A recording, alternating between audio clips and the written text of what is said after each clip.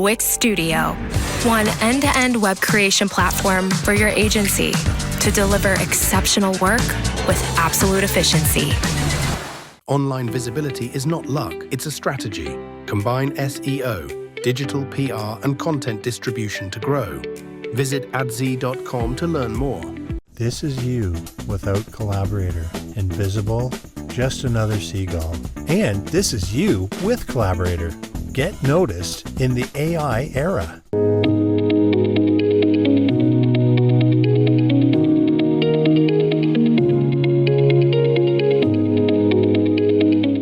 My name's Tom. I'm a director at Pressbox PR.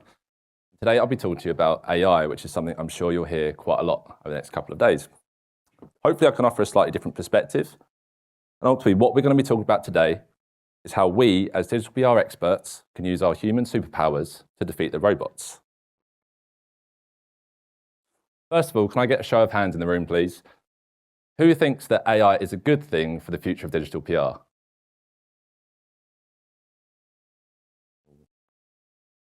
Who thinks that AI is a bad thing for the future of digital PR?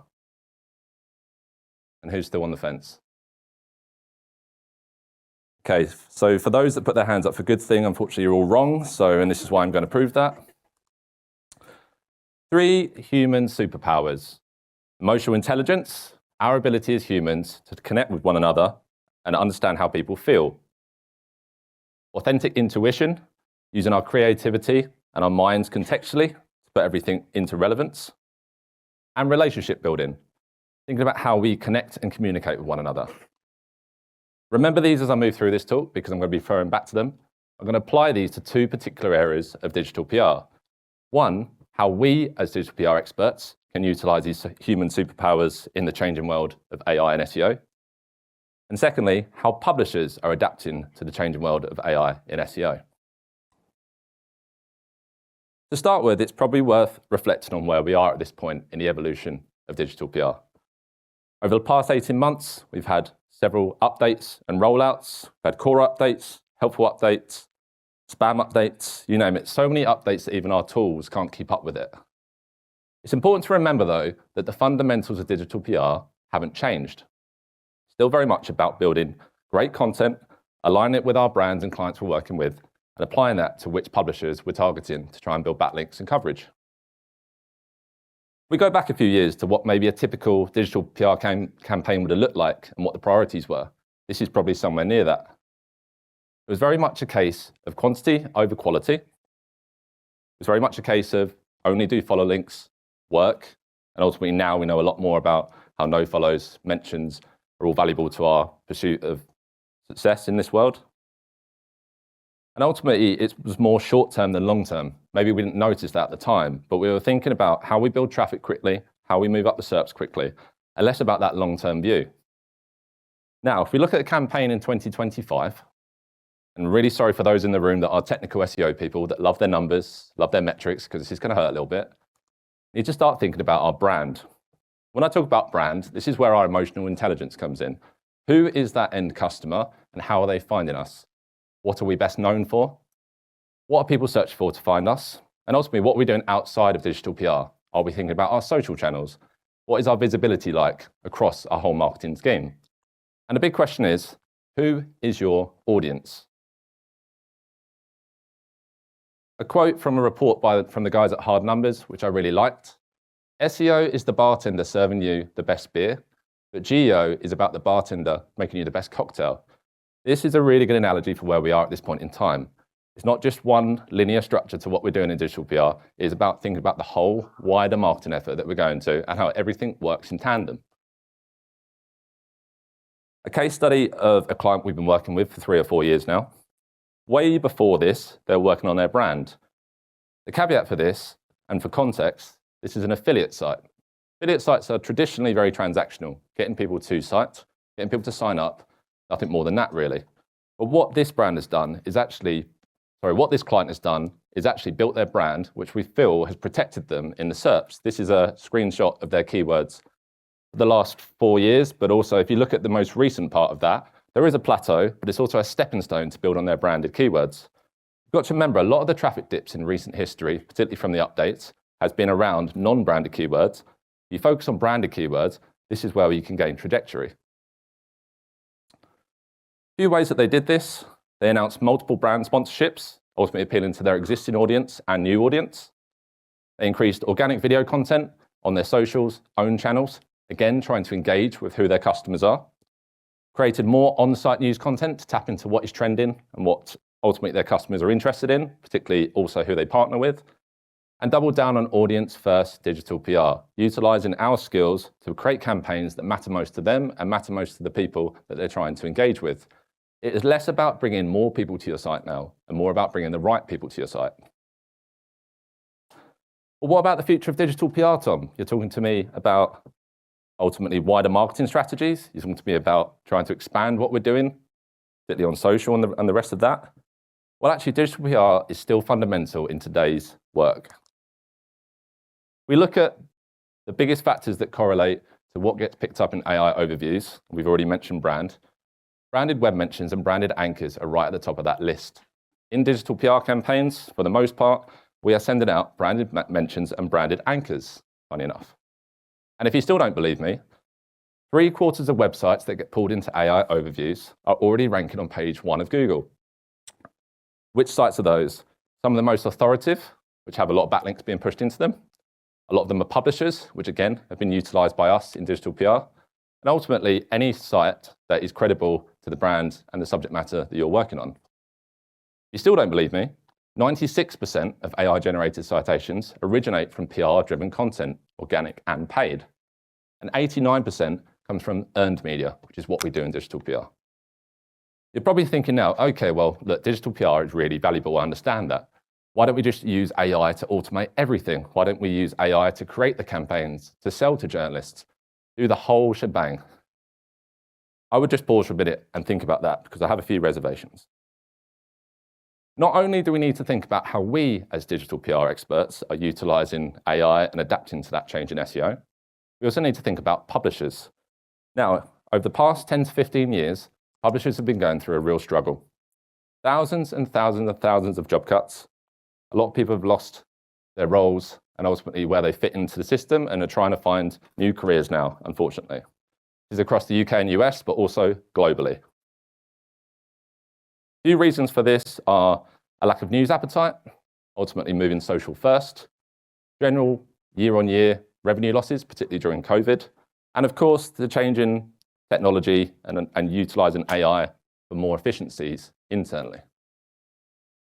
There have been so many job losses and so many redundancies that there is a live tracker on the Press Gazette that keeps up with the frequency of how many there are year on year. Not only that, but then they've had to also deal with the AI rollouts and AI summaries, particularly last year and start of this year. Any site or publisher that is reliant on Google traffic has seen a massive traffic dip, which has a massive impact on their revenues. Now, because again, you might not believe me about this, I've called a few favors and I brought in some senior journalists within the UK national media space. To introduce them, we have Jeremy Cully, who is the BBC News Assistant Editor. We have Aaron Flanagan, who is the Head of Sport at Reach PLC's Central Hub. And we have Lauren O'Callaghan, who is the Editorial Operations Manager at British Vogue. Hopefully this offers a nice variety around how they're adapting to AI and what they're doing to tackle the current SEO landscape. So I asked a few questions. I have more of this if anyone wants to speak to me afterwards, but just a few points here just for the sake of the 20 minutes that I have. How have the most recent Google updates affected your operation and strategy? Jeremy gave me the most BBC answer ever, which wasn't that helpful actually.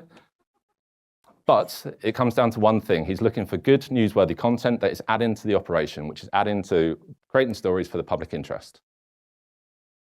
Aaron talked a bit more specifically about the change in content strategy. So they're doing less SEO content or less SEO-focused content and looking more at Google Discover now, which is Google's news product. When we talk about SEO-focused content, what I mean is if it's the Wimbledon final tomorrow, there is an explainer going out that is written by a journalist in Aaron's team, which tells you who is playing, what is the prize money, what time does it start. All of this has now been picked up by AI overviews, and that SEO-focused content, which once delivered a lot of traffic to some of these publishers, has been eradicated. Lauren talks about giving her readers something different to their competitors. And again, as we move through this, original first-person content, but also building a loyal audience. Again, we come back to brand. I asked, are you worried about AI and its reliability for content, particularly from PRs? Jeremy said they'd be very cautious if they had press releases that seemingly were written by AI. He told me that they don't use AI to create content at the BBC, and they wouldn't use that against their policy. And obviously, a press release come over with seemingly AI content, it's very difficult for them to justify using because there needs to be an element of trust. Again, we link back to our emotional intelligence and tapping into what journalists want and how do we activate that and how do we create useful content for them. Aaron said similar. He was talking about ultimately saying that they wouldn't use AI-generated content from press releases because, again, the trust factor. He's also talking about how he's ultimately very busy and every single source that comes through is verified by us. There's a lot of work that goes into picking this content up when it's running onto a publisher. And Lauren said that actually they kind of don't have to worry too much about this. They don't lift content from press releases directly. And when I say lift content, means taking the press release verbatim and running it on site. What they are looking for, though, is looking to speak to those experts, and particularly real experts, not the AI ones that you're probably very familiar with now. I asked, what do you find the most and least useful content sent by PRs? Jeremy said, a good, credible expert. We've seen this quite a bit so far. People are looking for real authenticity, something that is useful and something that can't be replicated. Oddly, he said statistical claims and data are very hard to justify using, probably because of the unreliability of AI and not knowing where that content is coming from. If you're providing data, you need to second source it, you need to be able to provide enough backup and confidence for the journalist to be able to run it. And Aaron said, similar to Jeremy, good quotes from strong names work really well. Again, we see that keep coming up again and again. He also said, interestingly, I need to have a relationship with them. Again, we go back to building relationships, our human superpower. AI cannot do that. AI can tap into what maybe a journalist wants, but it can't read people. It can't understand from an emotional level how to work with journalists. Talks about how busy it is. Yes, Aaron, we're all very busy. I understand, 400 emails a day or so. But he's not looking at the subject of the emails. He's looking at the person. Lauren talks again, credible, exclusive experts. We keep coming back to this. And it's really important for us as a brand. She talks about if there is a press release that she's interested in from someone she doesn't know, but actually it's better if there is a personal intro to explain why they should use it, not just send a blanket email. So how do we use our human advantage to capitalize on all of this and what the summaries? A reminder of what those human superpowers are. My big takeaways are, 1, quality content is still in high demand, despite the job cuts. There is a gap in the market for digital PR agencies and PR agents in general to send over content that fits the bill, working with journalists to understand what they want. Second takeaway, AI content from PRs isn't that well received. This is just a small pool of journalists, I'm very aware of this, but these are some of the most senior journalists in the UK. If they're saying it, I'd probably take their word for it. Of course, if you're going to send out AI press releases, you might be getting some of the lower hanging fruits. If you want to get into the big guns, though, you've got to work with the journalists and listen to what they're saying. Use of exclusive human experts wins. Again, we saw that in all 3 accounts. If you're providing something that is exclusive, useful, and can't be replicated, you're going to win in this modern day of SEO moving into AI. I talked about this a lot on a podcast not too long ago now. It's really important that you can provide something that is different to what is already being used on site or that a journalist can't already get. And then finally, building relationships imperative. This flows through the whole presentation of what I've talked about today. The fact that I was able to get the quotes from those journalists has been able to provide intel for you guys. The fact that if you can do it from a digital PR standpoint and speak to journalists on a regular basis, that's going to be hugely effective to the operation that you're running. Now, a live case study. Does anyone know what this is in the room? Could you raise your hands if you're aware of what this picture is of? Okay, so this is the British and Irish Lions jersey or kit that was launched ahead of their campaign this year. Back in October last year, we were tasked with doing the PR for this and ultimately to drive coverage across not only digital, but also broadcast, print, wherever we can get it, basically. The caveat is that we didn't have a lot of experience in rugby. We knew a couple of journalists, probably 2 or 3, so we had to think very cleverly about what we were going to do for this campaign. The first thing we did was we mined those journalists. We worked with those journalists, we built the relationships, and they were able to introduce us to other journalists in that space.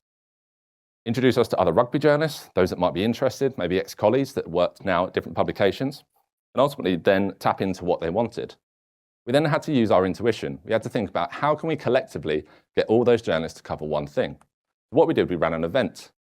Of course, we have a great product anyway, so we brought the product with us. They could get up close and personal to create the content. We thought about exclusivity. How can we offer them all something different? We got former rugby players, current and ex-Lions players to be there so that they could speak to them, and ultimately they could get exclusive content through interviews to run on their sites. The results. Coverage on the BBC, including their social channels, which shouldn't be sniffed at. Links on the likes of The Guardian, The Telegraph, etc.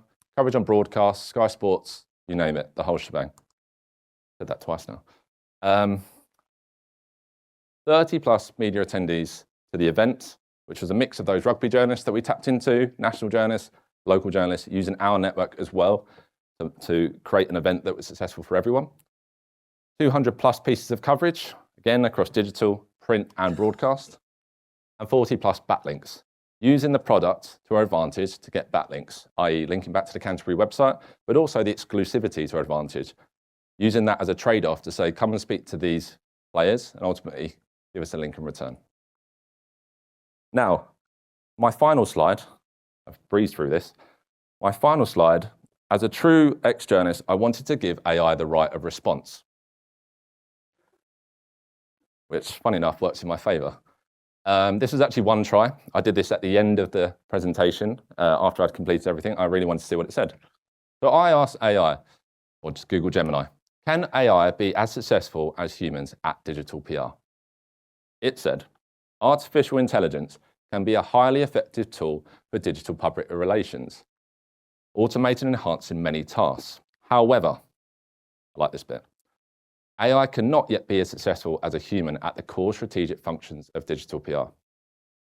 Its success hinges on how well humans apply and direct the technology, which still lacks the emotional intelligence, creativity, and relationship building capabilities of people. Thank you very much. I've been Tom Rule. We're at stand 48. If you want to know more, please come down to the Pressbox PR stand. Thank you. Wait, do you want free ice cream, or do you want to know the latest in how search behaviour is changing? If it's the latter, download Search Pulse by Reflect Digital. Get that now. DemandSphere. Limitless visual insights from the SERPs. Unlimited dashboards and users. Easy to use and easy to scale your growth to new levels. Monthly reporting making you want to shove sharp things up your nose? Try Dragon Metrics, the all-in-one SEO software with mind-blowing reporting tools. You've got two blind spots, keyword rankings and LLM visibility. Now, most tools solve one, but AccuRanker solves both. See how at booth number 18.